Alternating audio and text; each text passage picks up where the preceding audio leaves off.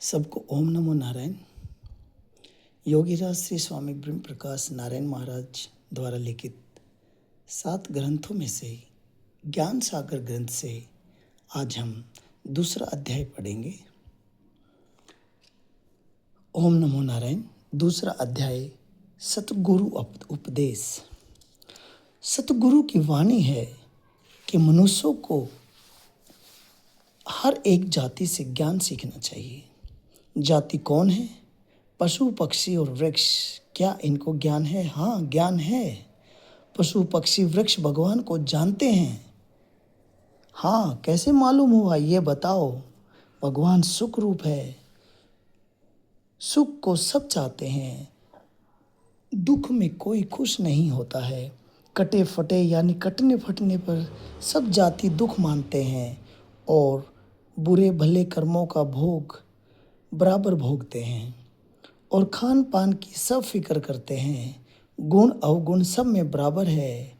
इसलिए सब जातियों को प्रकृति और भगवान का ज्ञान है।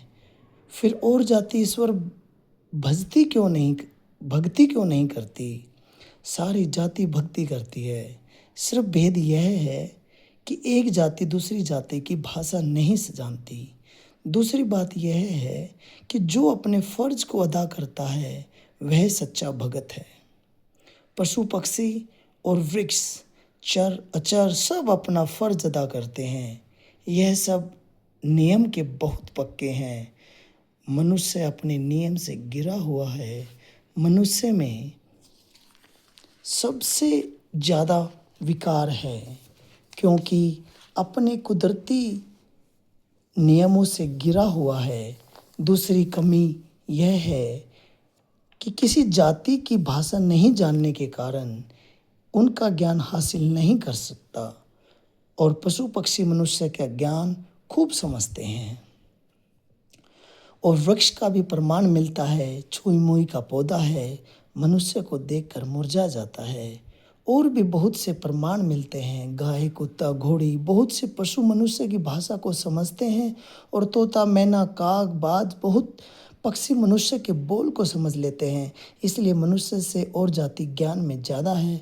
मनुष्य अपने को विद्वान मानता है तथा दूसरे को मूर्ख मानता है। आप मूर्ख है। पशु पक्षी भलाई को भलाई और बुराई को बुराई मानते हैं। मनुष्य नियमों के खिलाफ चलता है और जाति नियमों में बंधी हुई हैं, इसलिए भगवान को मानती हैं। गाय घोड़ी कुत्ता मनुष्य के बदले जान दे देते हैं। इनके अंदर दया है, मनुष्य के अंदर इतनी दया नहीं है। पशु पक्षी बच्चों को बहुत प्रेम से पालते हैं परंतु इनसे अपना कोई स्वार्थ सिद्ध नहीं करते बल्कि पाल कर उनको उड़ा देते हैं। मनुष्य बच्चे पाल कर उनसे स्वार्थ चाहते हैं। पशु पक्षी निर्मोही हैं। मनुष्य मोह में आकर बच्चों की मेर करता है, इसलिए और जातियों से नीचे है।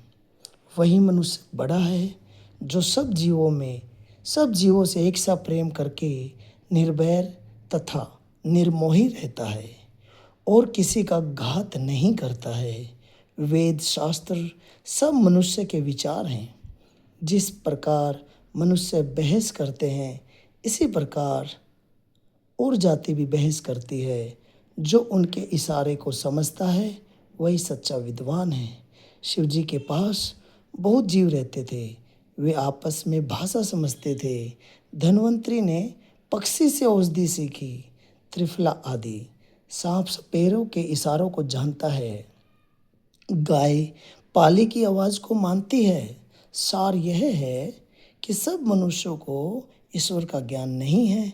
इसी तरह सब जातियों को सारा ज्ञान नहीं है। यह सिद्ध होता है ज्ञान विचार सब जीवों को है और यह भी सिद्ध हो गया कि वेद शास्त्र ईश्वर रचित नहीं है। यह सब मनुष्य के विचार हैं। शरीर मन वचन पर काबू करो और अपना फर्ज अदा करो। यही सच्ची ईश्वर भक्ति है। भगवान सब जीवों का बराबर है और सबके अंदर एक है। भगवान तो शक्ति और ज्योति स्वरूप है। वह किसी से राग द्वेष नहीं करता है। कर्म करो और फल भोगो। जैसा करोगे वैसा भरोगे। दूसरा अध्याय समाप्त हुआ। ओम नमो नारायण।